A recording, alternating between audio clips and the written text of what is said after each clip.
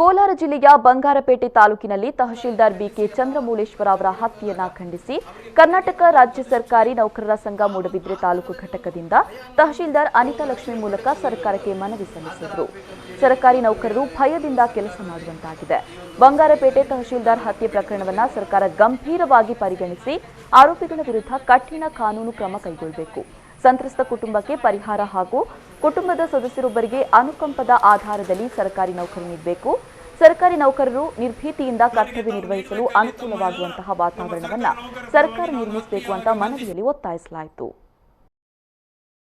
ನಮ್ಮ ಒಬ್ಬ ಸರ್ಕಾರಿ ನೌಕರ ಅಧಿಕಾರಿಯನ್ನು ಪೊಲೀಸರ ಸಮಕ್ಷಮದಲ್ಲಿ ಅದು ಕೂಡ ಒಂದು ಸಾರ್ವಜನಿಕ ಎದುರಲ್ಲಿ ಒಂದು ಹತ್ಯೆಗೈದಿದ್ದಾರೆ. ಇದು ನಾವು ಇಡೀ ಸರ್ಕಾರಿ ನೌಕರ ಮೂಡುಬಿದಿರೆ ತಾಲೂಕು ಇದನ್ನು ಕ್ರೂರವಾಗಿ ಬಹಳವಾಗಿ ನಾವು ಇದನ್ನು ಖಂಡಿಸ್ತೇನೆ.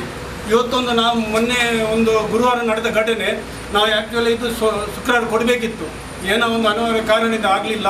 ನಾವು ಇವತ್ತು ಒಂದು ಹಗಲು ರಾತ್ರಿ ಎನ್ನದೆ ತಮ್ಮ ಒಂದು ಕುಟುಂಬದ ಒಂದು ಜೊತೆ ಇರದೆ ಈ ಕೋವಿಡ್-19 ಸಾಂಕ್ರಾಮಿಕ ರೋಗ ವಿರುದ್ಧ ಹೋರಾಡುತ್ತಿದ್ದಾರೆ.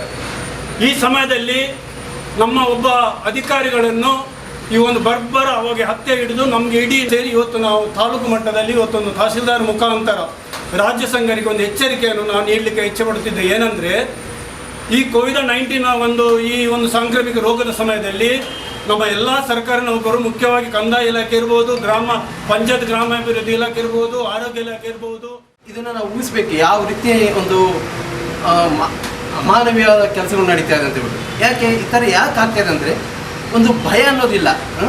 ಎಲ್ಲರಿಗೂ ಒಂದು ಭಯ ಅನ್ನೋದೇ ಇಲ್ದಂಗೆ ಆಗಿದೆ. ಈ ಒಂದು ಭಯ ಬರಬೇಕು ಅನ್ನೋದಾದರೆ ನಮ್ಮ ಒಂದು ಸರ್ಕಾರದಿಂದ ಕೇಂದ್ರ ಸರ್ಕಾರದ ತನಕ ಈ ಒಂದು ಮಟ್ಟದಲ್ಲಿ ಆಗಬೇಕು. ಅವ್ರಿಗೊಂದು ಭಯ ಅನ್ನೋದು ಹುಟ್ಟಿಸ್ಬೇಕು.